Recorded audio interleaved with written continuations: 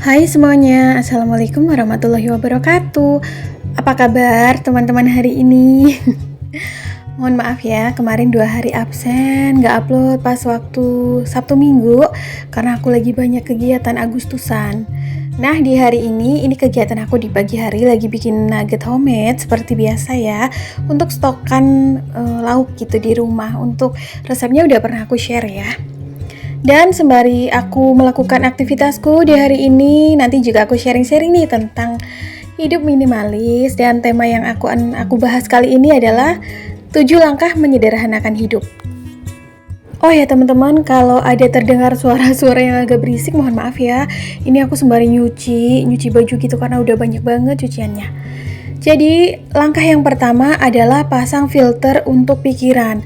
Seperti yang kita tahu ya, perkembangan zaman, terus juga mudahnya akses teknologi di zaman sekarang akhirnya membuka kita untuk bisa menemukan berbagai wawasan, pengetahuan, kabar, informasi, bahkan kabar orang-orang yang kita kenal maupun yang tidak kenal. Dan hal tersebut biasanya itu berdampak pada pola pikir kita.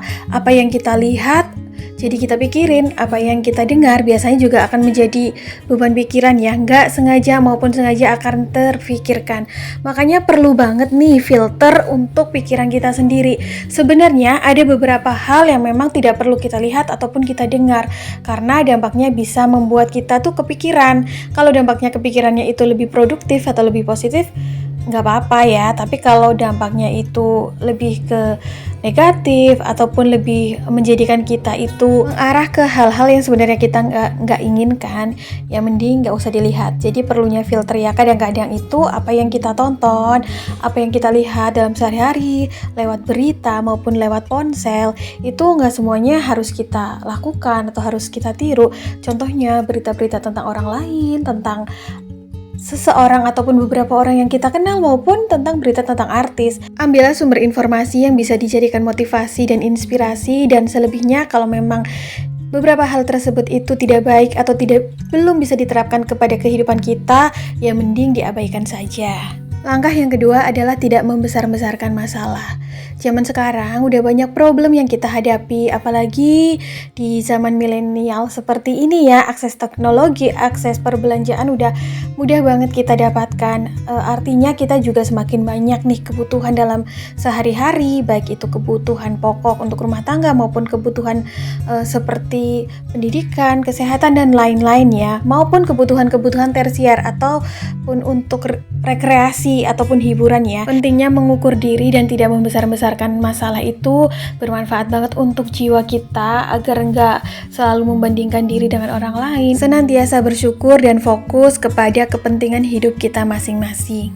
Gak ada gunanya membesar-besarkan masalah yang kecil harusnya dihilangkan, masalah besar harusnya dikecilkan kan. Terus kalau lagi gak ada masalah ya jangan cari-cari masalah. Karena yang ada itu nanti akan cuma buang-buang energi dan juga pikirannya menjadi kalut, overthinking, akhirnya kurang mindful atau kurang berkesadaran. Langkah yang ketiga adalah lebih aware ataupun peduli kepada kebutuhan diri sendiri ataupun tubuh kita. Nah, perlu disadari kadang-kadang kita melakukan rutinitas maupun aktivitas itu melupakan nih kayak rasa capek kita. Yang penting tuh saat-saat harus selesai, apa sih yang mau dikejar gitu kan. Kita juga harus aware terhadap kebutuhan tubuh kita sendiri. Contohnya, saat kita ngantuk ya istirahat, tidur. Saat kita capek istirahat. Saat kita lapar ya makan, kita haus ya minum. Saat badan kita gak enak, butuh peregangan ya olahraga. Saat kita suntuk, pikirannya boleh kok keluar ke hamparan tempat yang bisa memberikan kita healing maupun relaksasi gitu ya. Jadi jangan dipaksa nih tubuh ini, karena tubuh juga butuh istirahat, tubuh itu juga butuh perhatian dari kita sendiri. Kalau kita nggak mencintai dan peduli terhadap tubuh kita sendiri, lalu siapa lagi yang akan memperhatikan? Cobain deh untuk mencintai dan peduli terhadap tubuh kita sendiri dari hal-hal sederhana, kayak rutin mandi, ambil waktu tidur siang barang setengah jam atau 1 jam, karena itu akan menjadikan tubuh kita menjadi refresh kembali dan merecharge energi yang telah hilang. Kalau ada waktu senggang, lakukan sesuatu yang membuat kamu bahagia. Contohnya melakukan aktivitas hobi ataupun menonton podcast ataupun tontonan-tontonan yang memang bisa memberikan dampak positif bagi pikiran kita, bagi jiwa kita, yang menjadikan kita jauh lebih bersyukur dan menambah value yang kita miliki. Langkah yang keempat adalah kebiasaan tidak menunda. Tidak menunda di sini banyak banget ya, bisa diartikan tidak menunda pekerjaan, tidak menunda kebutuhan, tidak menunda untuk hal-hal yang biasanya kita lakukan secara disiplin. Karena kedisiplinan itu bisa terjadi lewat kebiasaan kita ya. Kebiasaan yang baik akan mendatangkan hasil yang baik juga, seperti tidur lebih awal, nanti juga bangunnya akan lebih pagi, karena aktivitas di pagi hari itu menurut aku jauh lebih powerful, menyenangkan, jauh lebih kayak diberkati ketimbang kita bangun siang ya. Terus tidak menunda pekerjaan yang memang bisa dilakukan dalam waktu yang singkat, kayak pekerjaan yang sebenarnya kita bisa lakukan dalam waktu 2 menit ataupun 5 detik gitu. Misal kita punya kerjaan nih, ya udah kita kalau lagi mager nih, contoh hitung aja deh 5 detik ke belakang, 5, 4, 3, 2, 1 lakukan. Jangan sampai sesuatu yang kita namakan kenyamanan itu menunda pekerjaan atau kewajiban kita. Kalau aku pribadi lebih membiasakan diri untuk menunaikan setiap kewajiban, baik itu kewajiban kerjaan rumah tangga maupun pekerjaan aku, ketimbang waktu me time aku. Jadi kalau aku udah selesaiin semua, baru tuh aku ambil waktu me time aku sebentar. Terserah kita punya waktu berapa, kita yang atur. Baru nanti kalau udah recharge kembali, kita lanjutin pekerjaan selanjutnya.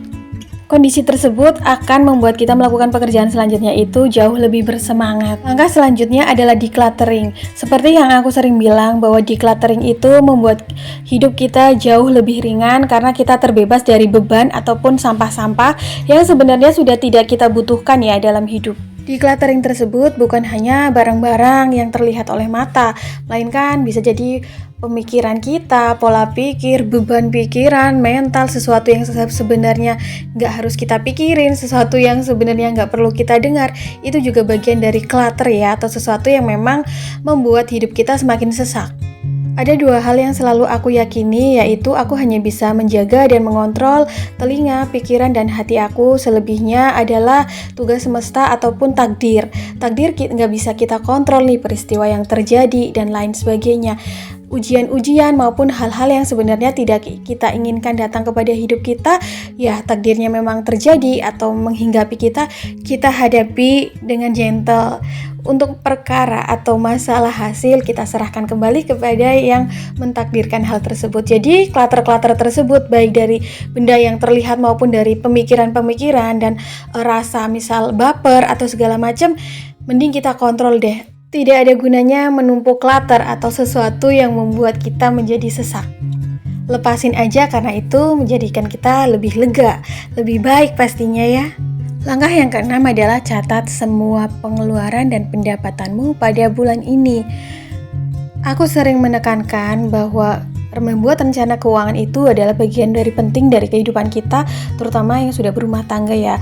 Karena permasalahan tentang keuangan biasanya itu menjadi masalah pokok yang sering terjadi pada kita. Setidaknya kita mencatat setiap pendapatan yang masuk serta pengeluaran yang keluar dari keuangan kita, itu karena sangat membantu untuk men-tracking. Jadinya tuh udah nggak pernah lagi merasa bahwa kok uangnya habis ya, kemana aja segala macem kan. Kadang kita sering merasa hal tersebut sering hinggap gitu. Setidaknya dengan mencatat, kita bisa lebih sadar atas segala kebutuhan yang ada saat ini, yang nantinya akan berdampak kita jadi lebih melek lagi nih, apa kita perlu menambah dari penghasilan kita atau kita perlu menghemat dari segala sesuatu yang udah kita keluarin. Langkah yang terakhir adalah tidak mudah baper dan juga lebih fokus pada kebutuhan diri.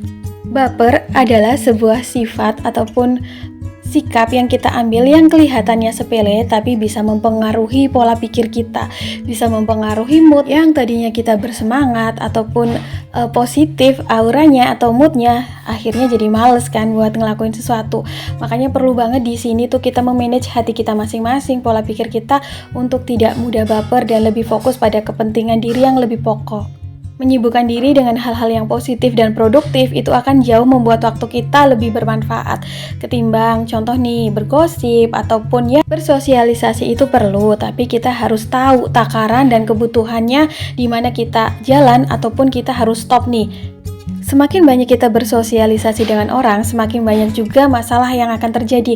Bukan masalah tentang berantem ataupun gimana ya, tapi masalah yang datang pada pemikiran dan rasa pada hati kita sendiri yang sering kita kenal dengan baper. Manajemen rasa dan pola pikir ini akhir-akhir ini sangat penting bagi aku karena keberlangsungan dan kebiasaan hidup yang baik dan teratur itu tergantung juga pada psikologi yang kita rasakan. Karena saat ini kita hidup di era kita tidak bisa menjaga perasaan ataupun tindakan orang lain, tapi yang harus kita jaga adalah pikiran dan hati kita sendiri. Bagaimana kita mengontrol sesuatu yang sebenarnya perlu dimasukkan ataupun perlu difilter untuk tidak dimasukkan ke dalam diri kita. Manfaatkan waktu luangmu itu untuk beristirahat dan juga menutrisi diri dengan hal-hal yang memang bermanfaat dan positif. Jangan sampai sebaliknya ya. Oke deh, kayaknya sampai di sini dulu ya teman-teman video dari aku. See you next video. Assalamualaikum. Bye.